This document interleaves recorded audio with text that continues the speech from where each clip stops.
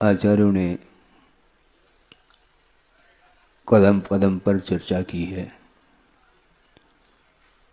जड़ वस्तु के ऊपर कोई उपकार नहीं किया जा सकता,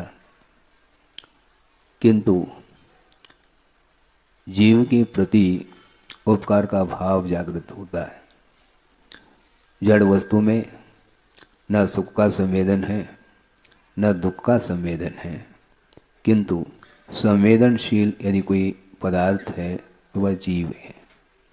इसलिए जीव के प्रति, प्राणी मात्र के प्रति उपकार का भाव होना चाहिए। प्राणी मात्र के प्रति करुणा का भाव जागृत होना चाहिए।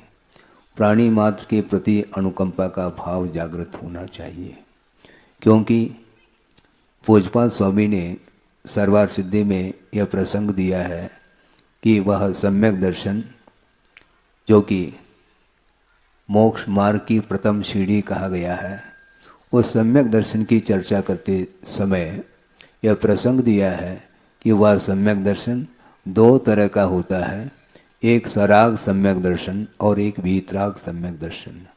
वीतराग सम्यक दर्शन के स्वामी तो श्रवण हुआ करते हैं, किंतु सराग सम्यक दर्शन जो होता है वह किमात्मक होता है। तो उन्होंने स्पष्ट किया है, प्रशम संवेग अनुकंपा आस्तिक्य आदि अभिव्यक्ति लक्षणम प्रथमम सराग सम्यक दर्शनम, ऐसा कहा। सम्यक दर्शन तो है, किंतु उसके साथ राग जुड़ा हुआ है। लेकिन यह ध्यान रखें, राग भी दो तरह का होता है, एक विषयानुराग होता है और एक धर्मानुराग होता है। धर्म के प्रति अनुराग होना चाहिए।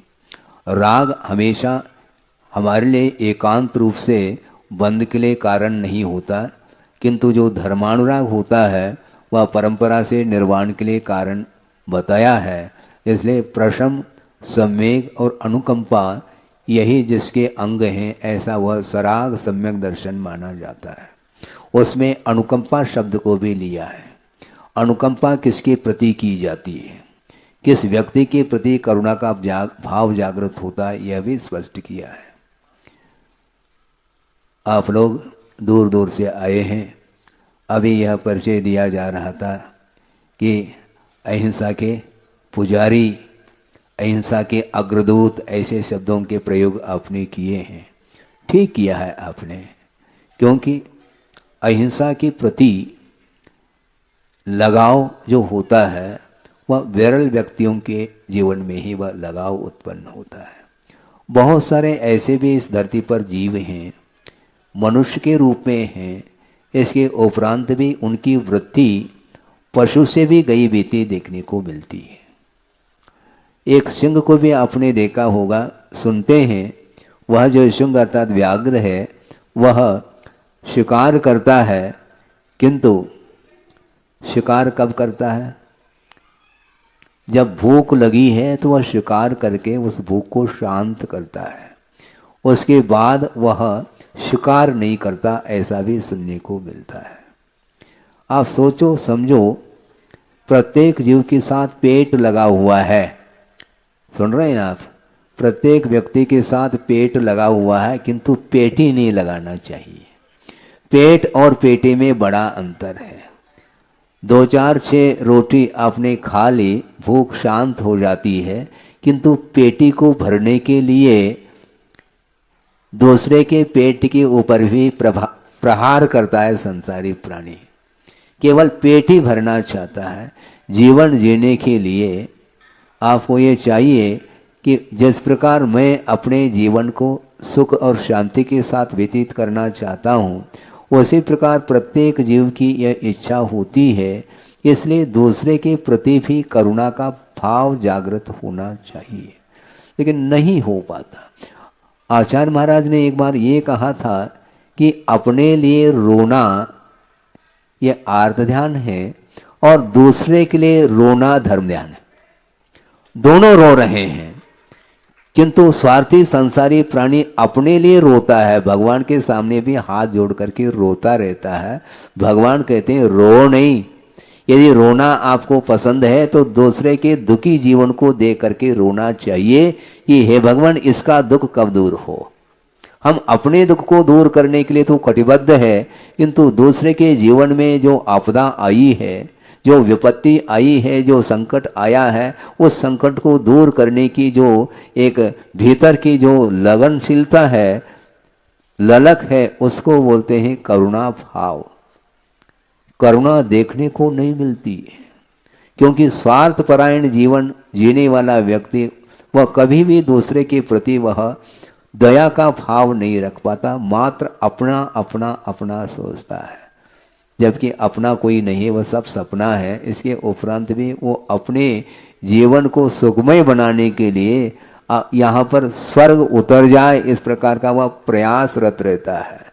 किंतु ये ध्यान रखो, शारीरिक जो शास्त्र है ऐसा कहा है, कहा तो है महाराज, ये सब शास्त्रों में कहा है, किंतु देखने को कहाँ मिल रहा है? देखने को कहाँ मिल रहा है? ये एक दूसरे को देख करके बोल रहे हैं, किंतु आचार्य कहते हैं देखने को नहीं मिलता, स्वयं ही उस रूप अपने जीवन को ढालने का प्रयास करना चाहिए। तो मैं ये कह रहा था कि सम्यक दर्शन होते हुए भी वह एक तरह का नहीं है, किंतु राग के साथ संबंध को लेकर के जो सम्यक की उत्पत्ति होती है उसको सराग सम्यक दर्शन की संज्ञा दी है, और वह सराग सम्यक दर्शन की मुख्यतः गृहस्थ जीवन में हुआ करती है। महाराज हमारे लिए भी कुछ धर्म का लाभ हो, क्यों नहीं होगा? क्योंकि धर्म वस्तुतः अहिंसा प्रधान धर्म है। अहिंसा की रक्षा करने के लिए ही हम रात दिन प्रयत्नशील हैं, क्योंकि हिंसा का अर्थ घात होता है। दूसरे के जीवों का घात करके कभी भी जीवन यापन करने का भाव नहीं रखना चाहिए। लेकिन होता क्या नहीं, मैंने पहले भी कहा था, गृहस्थ जीवन में अपने जीवन को व्यतीत करता हुआ वह चलता है, और ऐसा कोई भी कार्य नहीं होता जिसमें हिंसा नहीं होती हो। तो फिर महाराज हिंसा से बचने के लिए हम करें क्या? अनुपात से हिंसा से बचने का उपक्रम कर लेना चाहिए। कोई भी व्रत छोटा और बड़ा नहीं होता, व्रत तो व्रत ही होता है। अपनी शक्ति के अनुरूप पालन करने का पुरुषार्थ कर लेना चाहिए। एक बहुत अच्छा संस्मरण याद आ गया मुझे, और गुरुदेव ने ही प्रवचन के दौरान कहा था, बल्कि उनके साथ वह घटित घटना है। वो क्या है? नैनागिरी की बात है, और आहार चर्या का समय हुआ था। शुद्धि करके आचार्य महाराज आहार के लिए निकल गए, मंदिर में जाकर के वंदना की और निकल गए। और निकलने के उपरांत वहाँ पर जो श्रावकगण खड़े थे पड़गान के लिए, वहाँ पर किसी का पुण्य का उदय जागृत हुआ। सबका पुण्य का उदय नहीं है ऐसा नहीं कहना चाहता, सबका पुण्य का उदय होते हुए भी किसी एक के यहाँ ही तो एक साथ पड़गान हो सकता है। 150 भी मान लो श्रावक खड़े हैं पड़गान के लिए, इसके उपरांत भी एक के यहाँ ही आहार संपन्न होगा। तो एक श्रावक ने पड़गान करके भीतर ले गए और नवदा भक्ति करी। उसके उपरांत आचार्य महाराज खड़े हो गए आहार लेने के लिए, और उसी समय एक परिवार वहाँ पर आया जो बाहर का था, बाहर ही खड़ा था, किंतु निवेदन प्रार्थना कर रहा था गुरुदेव के प्रति कि भगवान बहुत दिन की मेरी भावना है आहार दान देने की, और इस भावना को आप पूर्ण करेंगे कृपा करके।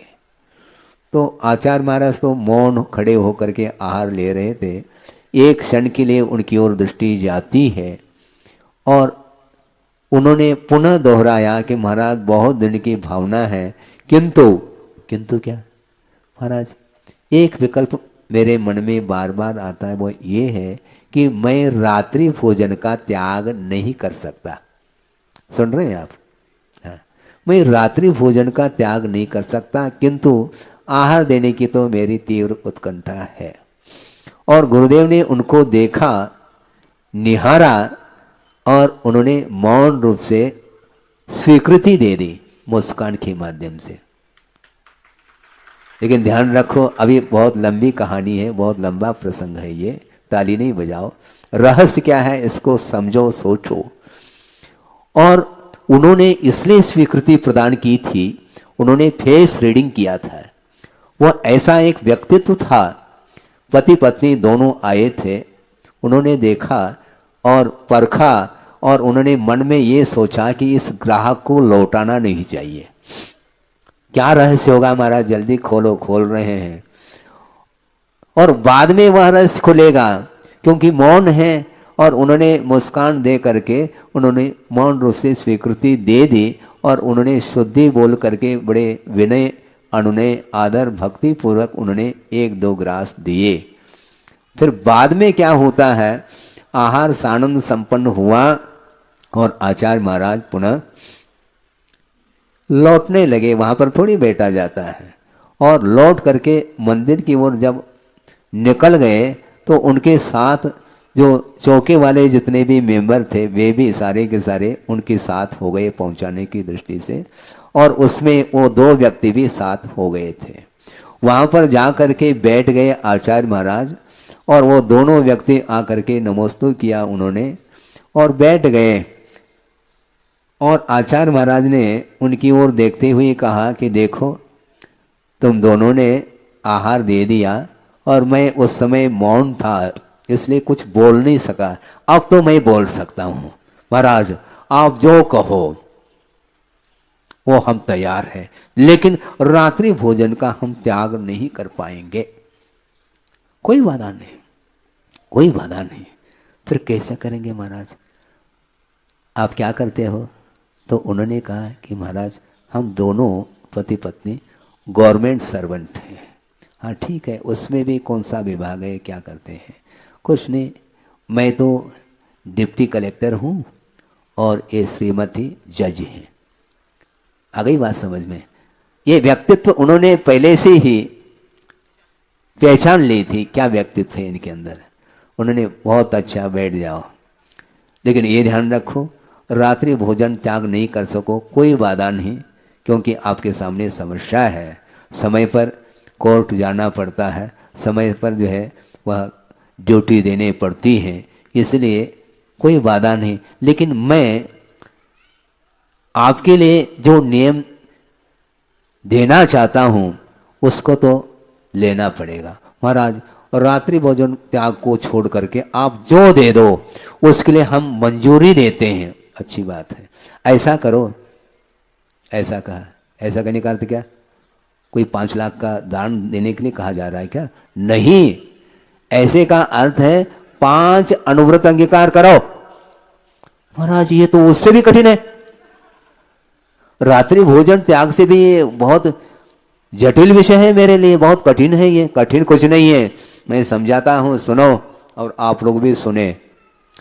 उन्होंने ये कहा कि आप गवर्नमेंट सर्वेंट हैं और गवर्नमेंट की तरफ से आपको जो सैलरी मिलती है, जो पे मिलता है, उतना ही लेना, उसके अलावा 1 पाई भी नहीं लेना। समझ रहे हैं आप? अर्थात रिश्वत नहीं लेना। महाराज ये तो हमसे बहुत अच्छे तरह से निभ जाएगा नियम। और इसमें 5 अनुव्रत गर्भित हैं, अंतर्भूत है, ये ध्यान रखो। कैसा?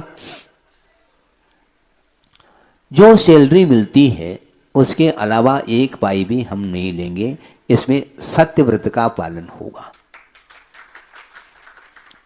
और जहां पर सत्य पल रहा है वहां पर अहिंसा भी पल रही है, क्योंकि अहिंसा की रक्षा जो होती है वह सत्य के माध्यम से हुआ करती है। इसलिए सत्यव्रत पालन हो रहा है, क्योंकि 1 पाई भी हम रिश्वत के रूप में नहीं लेंगे। जब सत्य का पालन होगा तो चोरी संभव नहीं। जहां पर सत्य नहीं वहां पर चोरी भी है, और जहां पर सत्य का अनुपालन होगा वहां पर अहिंसा धर्म का भी अनुपालन होगा, और सत्य भी पल रहा है और अचौर्य व्रत भी पल रहा है। और आपने उस सैलरी को छोड़ करके 1 भी पाई नहीं लेने का जो संकल्प लिया है, उसमें परिग्रह परिमाण व्रत भी पल रहा है। परिग्रह सीमित हो गया, परिमाण हो गया क्या नहीं? मान लो 1 लाख रुपए भी यदि मान लो आपको सैलरी मिल रही है, कोई बाधा नहीं, आप ले लो, किंतु 1 लाख रुपए के ऊपर हम 1 पाई भी नहीं लेंगे। अब सोचो, विचार करो, जो कलेक्टर होता है उसके लिए इतना पे मिल रहा है, इसके उपरांत भी रिश्वत के माध्यम से करोड़ों रुपयों का संचय किया जाता है, वह अनीति मानी जाती है। ये ध्यान रखो, वह न्याय नहीं माना जाता है, वह अन्याय माना जाता है। आप पुरुषार्थ करके वित्त का संचय करो, उपार्जन करो, इसमें कोई बाधा नहीं है, किंतु उस न्याय का उल्लंघन करके जीवन यापन करने का जो भाव है, इसी में आसक्ति पल रही है और उस आसक्ति के कारण ही अहिंसा धर्म समाप्त हो जाता है। ये कहने का तात्पर्य है। उनको बात समझ में आ गई। और दूसरी बात यह है, स्वदार संतोष तो अपने आप ही पलता चला जाएगा तुम्हारा। इस प्रकार 5 अनुव्रत जो है ना, एक ही व्रत के माध्यम से आपके पल रहे हैं। उनको बहुत अच्छा लगा और उन्होंने कहा कि महाराज हमें कोई बाधा नहीं, ये आसानी के साथ मैं इसका पालन करूंगा, लेकिन मैं रात्रि भोजन का त्याग नहीं कर सकता। कोई बाधा नहीं, लेकिन आपके लिए नहीं, ये ध्यान रखो, नहीं तो बिना रात्रि भोजन त्याग किए आप देना प्रारंभ कर दो। ऐसा नहीं, उनके सामने जो समस्या थी वो समस्या का हल है, यह समाधान है, क्योंकि धर्म से किसी को वंचित नहीं किया जा सकता। मात्र रात्रि भोजन त्याग का नाम ही धर्म है ऐसा नहीं, इसका भी पालन करें, किंतु इसके साथ साथ इस प्रकार की भी धर्म की उपासना की जा सकती है और करना चाहिए। इस प्रकार आचार्य महाराज की ये कुशलता है कि किसी को भी है वापस नहीं, किसी ग्राहक को वो वापस लौटने नहीं देते, वो अपनी क्षमता के अनुरूप धर्म का पालन करो। अर्थ ये है कि अहिंसा की उपासना करने वाला व्यक्ति हमेशा परिग्रह से दूर रहता है और रहना चाहिए। यहां तक कि रत्नकंड श्रावकाचार्य में ये प्रसंग आता है, उस प्रसंग को आपके सामने रख रहा हूं 5-10 मिनट में। उसको सुन करके पढ़ करके आपको आश्चर्य लगेगा। आप तो उच्च कुल में पैदा हुए हो और एक नीच कुल में पैदा हुआ है, कौन? चांडाल। और उसका नाम लिया है किसने? आचार्य समंतभद्र स्वामी ने रत्नकंड श्रावकाचार्य के अंदर उसका नाम उल्लेखित किया है। सम्यक दर्शन संपन्न मभि मातंग देहजम देवा देवम विदुर्भस्म गूढ़ांगारांतरोजसम, ऐसा कहा। आप सोचो विचार करो। वह चांडाल नीच कुलीन माना जाता है, उसका स्पर्श नहीं किया जा सकता, किंतु ये ध्यान रखो सम्यक दर्शन से वह संपन्न हुआ है, उसके लिए देव संज्ञा प्राप्त हो गई है। देव का अर्थ देवादिदेव नहीं लेना, किंतु देव का अर्थ उसके अंदर पूज्यता आई है, वह आदर का पात्र हुआ है। देव का अर्थ वह पूज्य हुआ है और पूज्यता का अर्थ यहाँ पर वह पूज्यता नहीं लेना, किंतु आदर का पात्र बना हुआ है। वह कौन? वह चांडाल होने के बावजूद भी। ऐसी कौन सी विशेषताएं महाराज, उस प्रसंग को आपके सामने रख रहा हूं। सोचिए, उस चांडाल ने भय के ऊपर भी विजय प्राप्त की है और उस चांडाल ने लोभ को भी जीत लिया है। इस प्रसंग में वह विषय स्पष्ट हो जाएगा। राजा ने अष्टानिका पर्व में अष्टमी से लेकर के पूर्णिमा तक उस अष्टानिका पर्व में किसी भी जीवों की विराधना घात नहीं होना चाहिए, इस प्रकार उस राजा ने राज्य में घोषणा की थी। अब सोचो, हिंसा नहीं होगी उस अष्टानिका पर्व के दिनों में। संयोग की बात है, राजा का राजकुमार और उसने उन दिनों में जीव का घात किया था, क्योंकि वह मांस का लोलुपी था और उसने छुप करके बगीचे के अंदर एक मेंढे का घात किया। मेंढा जानते हैं आप? है? उसका घात किया और उसको पका करके उसने भक्षण किया था। और यह बात राजा के कान तक पहुंच गई, खबर पहुंच गई। पहुंचते ही राजा ने कहा, कौन है? उसको पकड़ करके ले आओ। तो वहां तक जो खबर पहुंची थी वह किसके द्वारा पहुंची थी?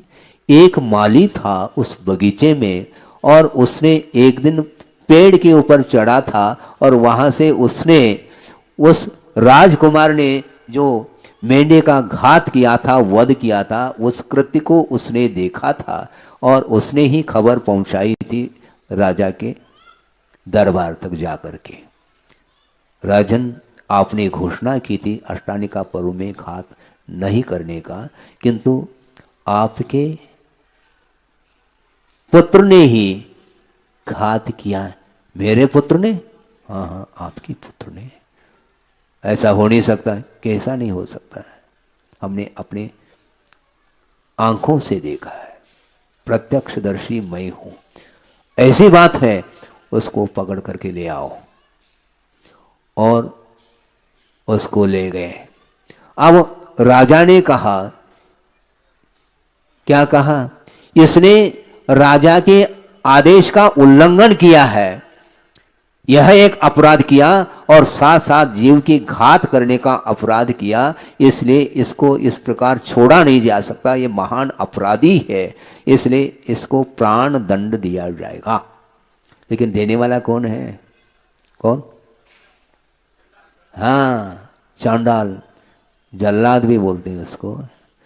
और राजा ने कहा उस चांडाल को बुलाओ और अभी इसको प्राणदंड देना है। तो चांडाल को बुलाने के लिए राज्य की जो कर्मचारी थे, कोतवाल आदि, वहां पर पहुंच गए। कहां पर? जहां पर वह रहता था, उसके घर पहुंच गए। और उन लोगों ने कहा, कहां है वो चांडाल?